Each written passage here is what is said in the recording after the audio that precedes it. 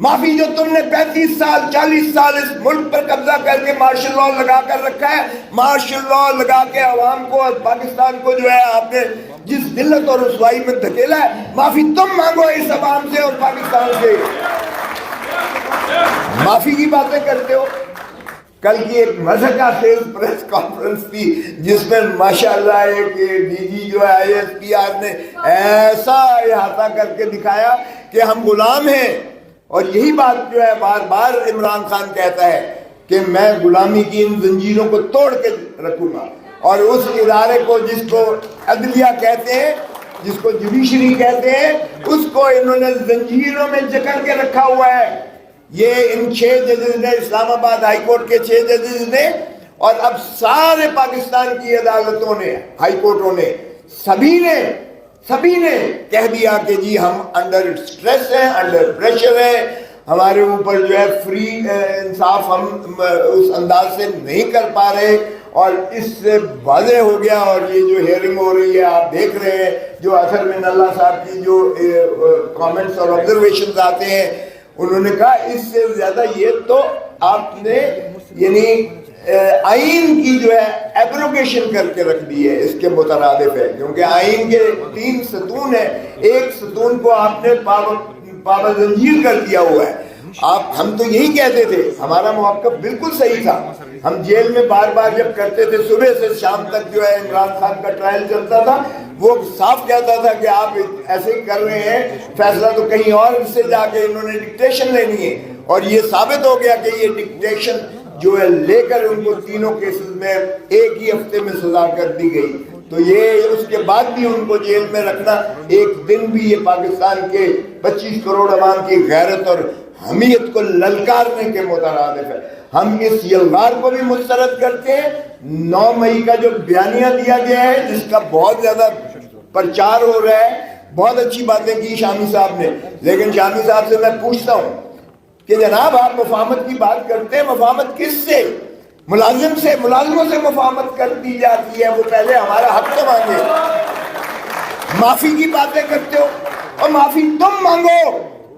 معافی جو تم نے 35 سال 40 سال اس ملک پر قبضہ کر کے مارشل لاء لگا کر رکھا ہے، مارشل لاء لگا کے عوام کو اور پاکستان کو جو ہے آپ نے جس ذلت اور رسوائی میں دھکیلا ہے، معافی تم مانگو اس عوام سے اور پاکستان سے۔ معافی کی باتیں کرتے ہو، پھر معافی کس لیے مانگے اور کس سے مانگے؟ تمہارے سے؟ ہم نے تو کبھی قائد اعظم سنا بھی نہیں تھا، قائد اعظم ہاؤس۔ میں خود گورنر رہا ہوں، میں سینیٹر رہا ہوں، وفاقی وزیر رہا ہوں، میں اٹارنی جنرل پاکستان رہا ہوں، میں نے تو کبھی نہیں سنا تھا کہ جناح ہاؤس بھی وہ ایگزسٹ کرتا ہے۔ او بھائی، اس پہ بھی قبضہ کر لیا ہوا ہے آپ نے، اس پہ بھی قبضہ کیا ہوا ہے۔ اگر وہ واقعی جناح ہاؤس ہے تو پھر کور کمانڈر نے قبضہ کر لیا ہے اس پر بھی۔ ایک قومی ورثے کو بھی آپ نے اس پہ اپنی سبجوگیشن کر کے اپنی رہائش گاہ بنا لی، اپنا گھر بنا لیا۔ باقی چیزیں کہہ دی گئی ہیں، میں اس لیے دہرانا نہیں چاہتا نہ آپ کے درمیان باقی زیادہ دیر۔ لیکن آج جو تشدد، میں لاہور سے سیدھا آ رہا ہوں، آج جو تشدد کیا گیا ہے وکلاء پر،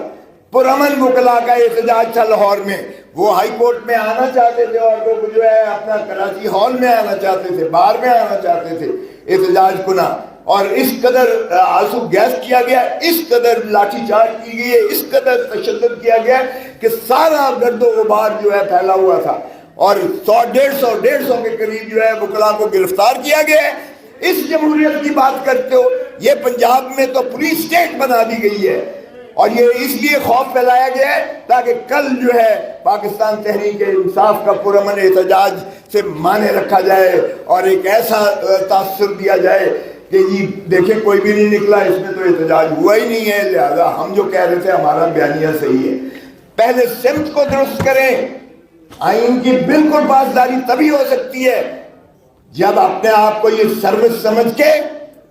اور آئین میں یہ دیے ہوئے عوام کے اقتدار کو تسلیم کریں۔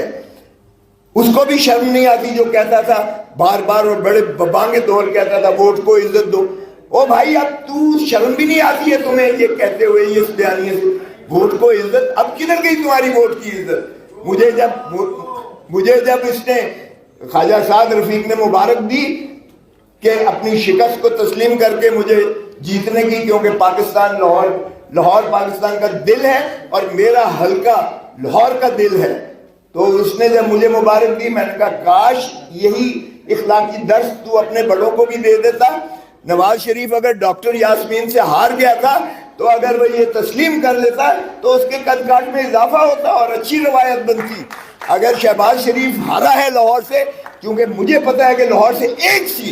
ایک سیٹ مسلم لیگ نون نہیں جیتی ہے، جو کہتے تھے لاہور ہمارا گڑھ ہے، اور شرم آنی چاہیے خواجہ آصف کو جو کہتا تھا کوئی حیا ہوتی ہے، کوئی شرم ہوتی ہے، اب اس کو خود یہ میں اس کے الفاظ دہراتا ہوں کہ بھائی تم ریحانہ ڈار سے ہارے ہوئے، اتنی بری طرح سے ہارے ہوئے، اور تم آج وفاقی وزیر بنے بیٹھے ہو، اور گھس بیٹھیوں کو پہلے نکالے تو صحیح۔ اگر ہمارے ساتھ بات کرتے ہیں پہلے ہمارے عوام کے اقتدار کو تسلیم تو کریں، ریاست کی تعریف پر عمل تو کریں،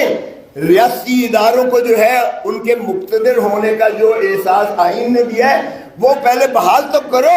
اور پھر بات کرو ہمارے سے، وگرنہ آئین میں ہر چیز لکھی ہے۔ خاکم بدہن ہم نے کوئی مشرقی پاکستان سے سبق نہیں سیکھا، اور اس میں بھی یہی چیزیں دہرائی گئی۔ ہم نے مینڈیٹ عوام کا ماننے سے انکار کر دیا، ہم نے دھتکار دیا جس کو 160 جو ہے سیٹیں ملی تھیں، اور ہم نے جو ہے وہاں مسلط کیا جبری، اور اس کا نتیجہ ہم نے دیکھ لیا۔ خاکم بدہن مت دہرائیے وہی جو ہے شخص